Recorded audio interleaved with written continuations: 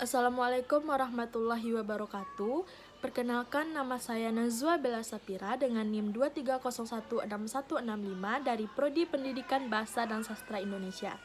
Kali ini saya akan mempresentasikan hasil dari UTS Pancasila saya yang berjudul Filsafat Pancasila. Yang terhormat Ibu Monika Tiara SPD MPD selaku dosen pengampu pada mata kuliah Pendidikan Pancasila. Baiklah, selanjutnya kita akan masuk kepada poin pertama pada materi ini, yaitu pengertian filsafat Pancasila. Filsafat Pancasila adalah penggunaan nilai-nilai Pancasila sebagai dasar negara dan pandangan hidup bernegara. Insinyur Soekarno sejak awal menyebut Pancasila sebagai sebuah fundamen filsafat.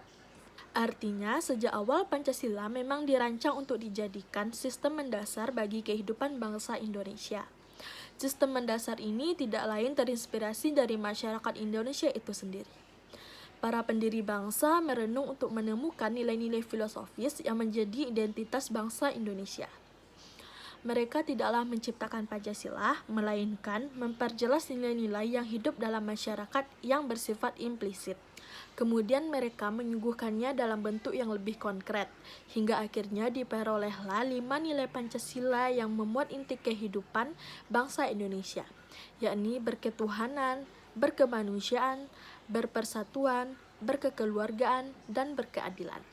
Selanjutnya ada pengertian dari 4 para ahli. Yang pertama yaitu Insinyur Soekarno. Menurut Soekarno, filsafat Pancasila merupakan filsafat asli dari Indonesia yang diambil dari budaya dan tradisi Indonesia dan akulturasi budaya Hindia, Barat, dan Arab. Yang kedua ada menurut Soeharto. Filsafat Pancasila mulai mengalami perubahan melalui para filsuf yang lahir dari Depdikbud. Semua elemen barat disingkirkan dan diganti dengan interpretasi dalam budaya Indonesia. Yang ketiga ada menurut Ruslan Abdul Ghani. Menurut Ruslan, Pancasila itu adalah filsafat dari negara yang terlahir dari ideologi kolektif atau cita-cita bersama seluruh rakyat dan bangsa Indonesia. Yang keempat ada menurut Notonagoro mengatakan bahwa filsafat Pancasila memberikan pengetahuan dan pengertian ilmiah mengenai hakikat Pancasila. Menurutnya, secara ontologi, kajian Pancasila sebagai filsafat dimaksudkan untuk mengetahui hakikat dasar sila-sila yang terkandung di dalam Pancasila. Baiklah, selanjutnya masuk kepada poin fungsi filsafat Pancasila. Yang pertama ada sebagai jiwa bangsa Indonesia. Setiap bangsa di dunia memiliki jiwanya sendiri, yang berarti jiwa bangsa atau jiwa rakyat. Bagi bangsa Indonesia, Pancasila adalah jiwa yang telah memainkan peranan penting dalam kehidupan. Yang kedua ada sebagai kepribadian bangsa Indonesia. Filsafat Pancasila berfungsi sebagai kepribadian dan ciri khas bangsa Indonesia serta menjadi ciri pembeda di antara bangsa lain di dunia. Yang ketiga ada sebagai sumber dari semua sumber hukum. Indonesia adalah negara hukum yang menerapkan hukum secara adil berdasarkan peraturan yang berlaku. Dalam hal ini, fungsi filsafat Pancasila merupakan sumber dari seluruh sumber daya hukum di Indonesia. Masing-masing dari sila yang terkandung dalam Pancasila berfungsi sebagai nilai dasar, sedangkan hukum adalah nilai instrumental atau keterangan tentang sila Pancasila.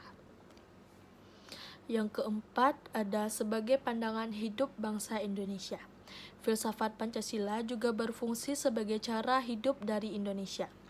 Dengan kata lain, Pancasila merupakan pedoman dan instruksi dalam kehidupan sehari-hari. Yang kelima ada menjadi falsafah hidup bangsa. Filsafat Pancasila memiliki fungsi kesatuan bangsa. Hal ini dikarenakan pandangan bahwa Pancasila mengandung nilai kepribadian yang paling tepat dan sesuai dengan bangsa Indonesia. Pancasila juga dianggap sebagai nilai yang paling bijaksana, paling adil, dan paling tepat untuk menyatukan seluruh rakyat Indonesia. Yang keenam, sebagai dasar negara. Filsafat Pancasila berfungsi sebagai dasar untuk mengatur pemerintahan atau penyelenggaraan negara. Segala sesuatu yang ada di dalam kehidupan bangsa Indonesia, baik rakyat, pemerintah, wilayah maupun aspek negara lainnya, harus didasarkan dari Pancasila. Yang ketujuh, ada memberi hakikat kehidupan bernegara. Filsafat Pancasila memberikan jawaban atas berbagai pertanyaan mendasar atau sangat mendasar, seperti sifat kehidupan negara. Dengan filsafat Pancasila, kita dapat mengetahui sifat kehidupan pedesaan dan semua aspek yang memiliki hubungan erat dengan kehidupan sosial dan kelangsungan hidup negara. Yang kedelapan, ada memberi substansi tentang hakikat negara, ide negara, dan tujuan bernegara. Dengan filsafat Pancasila, kita dapat menemukan kebenaran yang penting tentang sifat negara, gagasan negara, dan tujuan negara Indonesia. Hal ini dikarenakan adanya substansi yang memiliki kebenaran universal bagi bangsa Indonesia selama berabad-abad. Yang terakhir, ada menjadi perangkat ilmu kenegaraan. Fungsi filsafat Pancasila yang terakhir ialah sebagai perangkat ilmu pengetahuan yang berbeda, khususnya ilmu pengetahuan yang berkaitan dengan kehidupan negara. Hal ini dapat tercermin dalam berbagai contoh Pancasila sebagai pengetahuan ilmiah. Baiklah, selanjutnya masuk kepada poin tujuan filsafat Pancasila. Ada 5. Yang pertama, untuk menciptakan bangsa yang religius dan patuh kepada Allah yang Maha Kuasa. Yang kedua, menjadi bangsa yang menjaga keadilan baik secara sosial maupun ekonomi. Yang ketiga, untuk menjadi bangsa yang menghormati hak asasi manusia untuk dapat berada dalam kaitan HAM dengan Pancasila sebagai dasar negara kita. Yang keempat, untuk menciptakan sebuah bangsa yang menjunjung tinggi demokrasi. Yang kelima, menjadi negara nasionalis dan cinta tanah air Indonesia. Baiklah, selanjutnya kita masuk kepada poin terakhir, yaitu ciri-ciri berpikir kefilsafatan, yaitu ada 4. Yang pertama, ada bersifat koheren. Artinya berhubungan satu sama lain secara runtut, tidak mengandung pernyataan yang saling bertentangan, nilai-nilai Pancasila tidak bertentangan, bahkan saling melengkapi. Yang kedua, ada bersifat menyeluruh, yakni mencakup segala hal yang terdapat dalam kehidupan manusia.